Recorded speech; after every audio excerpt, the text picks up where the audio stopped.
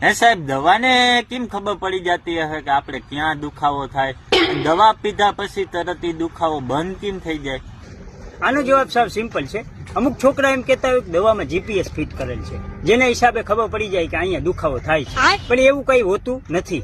એમાં એવું છે, દર્દી જયારે ડોક્ટર પાસે જાય છે ત્યારે ડોક્ટરને કહે છે કે મને અહીંયા દુખાવો થાય છે, ત્યારે એ વાત દવા સાંભળી જાય છે. જયારે દર્દી દવા પીએ છે ત્યારે ત્યાં જ જઈને અસર કરે છે, એટલે દુખાવો બંધ થઈ જાય છે. કોણ એ લોકો? ઇટા બધું ઠીક સાહેબ, પણ આ ડોક્ટર ઓપરેશન કરે ત્યારે દર્દીને કેમ બેહોશ કરી નાખે? એનો જવાબ તો સાવ સિમ્પલ છે. અમુક બાળકો એમ કે છે કે ડોક્ટર જયારે દર્દીનું ઓપરેશન કરે ત્યારે એને દુખાવો ન થાય એ માટે બેહોશ કરે છે, પણ એ સાવ ખોટો જવાબ છે.